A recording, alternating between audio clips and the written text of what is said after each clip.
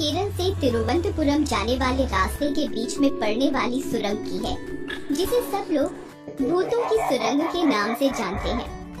इस सुरंग के अंदर जो भी जाता है वो दोबारा लौटकर कभी वापस नहीं आता। एक दिन राकेश नाम का एक आदमी अपनी बूढ़ी माँ और पत्नी के साथ गर्मी की छुट्टियों में तिरुवनंतपुरम घूमने जा रहा होता है। जिंदगी एक सफर है सुहाना, यहाँ कल क्या हो किसने जाना, हो यहाँ कल क्या हो किसने जाना। सब गाने गा रहे होते हैं। तभी राकेश को ऐसा लगता है जैसे उसने अपनी कार के सामने से किसी को भागते हुए देखा, जिसे देखकर राकेश अचानक जोर से कार के ब्रेक मारता है। क्या हुआ? इतनी जोर से ब्रेक क्यों लगाए? मुझे ऐसा लगा जैसे सामने कोई है, मैं एक बार चेक कर लेता हूँ। ऐसा बोलकर राकेश कार से नीचे उतरता है और सुरंग की तरफ जाकर इधर उधर देखता है, पर उसे वहाँ कोई भी दिखाई नहीं देता। जिसके बाद वह कार में जाकर बैठ जाता है और कार को सुरंग के अंदर ले जाता है। सुरंग के अंदर घुसते ही राकेश को सामने का सब कुछ दिखना बंद हो जाता है, जिसकी वजह से राकेश कार वहीं रोक देता है। ये सब क्या है? कुछ दिखाई क्यों नहीं दे रहा? यही मैं भी सोच रहा हूँ। सुरंग का दूसरा हिस्सा भी नहीं दिख रहा। तभी उन्हें वहाँ किसी के हंसने की आवाज सुनाई देती है, जिसे सुनकर सब बहुत डर जाते हैं। मानते नहीं तुम लोग? आ जाते हो यहाँ मरने। भूती को अपने सामने देखकर राकेश का पूरा परिवार बहुत डर जाता है और इसी वजह से वे अपने आप को कार के अंदर लॉक कर लेते हैं, पर इससे कोई फर्क नहीं पड़ता और वह भूत भूती का जोड़ा उन सब को मार देता है। इन्हें तुमने क्यों मारा? ये मेरे हिस्से के लोग थे। मेरा गुस्सा शांत नहीं हुआ। It's my choice. भूत की बात सुनकर भूती गुस्से में वहाँ से गायब हो जाती है। जिसके बाद बहुत दिन बीत जाते हैं, लेकिन उनकी सुरंग में कोई भी इंसान नहीं आता, जिस वजह से उस भूतिया पति पत्नी के जोड़े की नोक-झोंक बढ़ जाती है। अगर और एक दिन यहाँ कोई इंसान नहीं आया जिसे मारकर मैं अपना गुस्सा शांत कर पाऊँ, तो तुम्हारे लिए मुझसे बुरा कोई नहीं होगा। वैसे भी कोई नहीं है, मुझे नहीं रहना यहाँ। ये दुनिया के बिग बॉस, मुझे नहीं रहना यहाँ। मुझे बाहर निकालो। तुम्हारा मेरे साथ 7 जन्म का कॉन्ट्रैक्ट है, जिसकी मंजूरी उसी बिग बॉस ने दी थी। अब इसमें वो भी तुम्हारी कोई मदद नहीं कर सकता।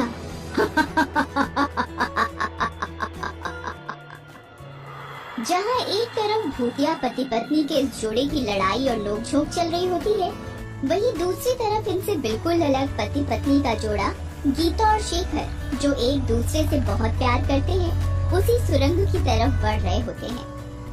मुझे अभी तक समझ नहीं आया कि प्रेगनेंसी के समय ही तुम्हें ये इंडिया का रोड ट्रिप क्यों करना था। पता है ना ये सब कितना रिस्की है। डर के आगे जीत है, और हमारे बच्चे को ऐसा नहीं लगना चाहिए कि उसके मम्मी पापा अकेले ही रोड ट्रिप कराए। तुम ऐसे लॉजिक कहाँ से लाते हो?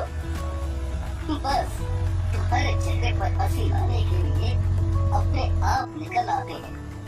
ऐसी ही बातें करते हुए, गाने सुनते हुए और बीच बीच में किसी न किसी जगह आराम करते हुए गीता और शेखर अपनी इंडिया के रोड ट्रिप का आधा सफर पूरा करते हुए केरल पहुंच जाते हैं।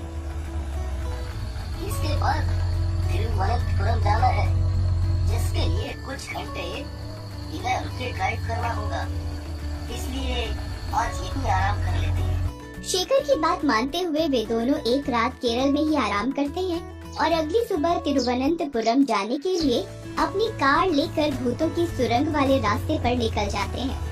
इस वक्त गीता कार ड्राइव कर रही होती है और शेखर उसके साथ बैठकर गाने बदल रहा होता है। सुरंग के पास पहुंचते ही उनकी कार अपने आप रुक जाती है। क्या हुआ? कार क्यों रुकी?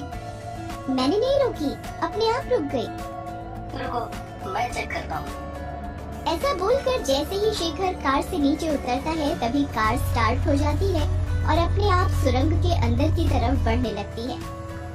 शिखर, ये कार अपने आप चल रही है, हैंड ब्रेक भी काम नहीं कर रहे, मुझे बहुत डर लग रहा है, इसे रोको प्लीज।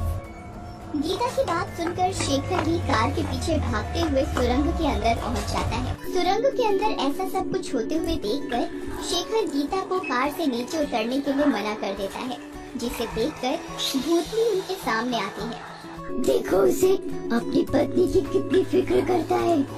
तुम गुस्सा नहीं करो तो मैं भी कर लूंगा उसकी पत्नी की फिक्र। हाँ, उसी की फिक्र तो करोगे, अपनी पत्नी की फिक्र करते हुए तो मौत आती है। बताओ, मेरी तो किस्मत ही खराब है। सोचा नहीं था कि शादी का वो 7 जन्म वाला वादा इतना सच हो जाएगा। तो मैंने भी कहाँ सोचा था कि मरने के बाद भी यही शक्ल देखनी पड़ेगी। यहाँ भी शांति से जीने नहीं देती। भूत और भूतनी को इस तरह लड़ते हुए देखकर गीता और शेखर असमंजस में पड़ जाते हैं और धीरे धीरे एक दूसरे से बात करने लगते हैं। ये सब क्या हो रहा है? इंसान हो या भूत, पति पत्नी हर जगह एक जैसे ही रहते हैं। यहाँ ऐसी मुसीबत में तुम्हें मजाक करना है? फिक्र मत करो, मेरे पास एक आइडिया है। ऐसा बोलकर शेखर भूत भूतनी की लड़ाई के बीच में खुद बोलना शुरू कर देता है। आप दोनों इतनी लड़ाई क्यों कर रहे हो?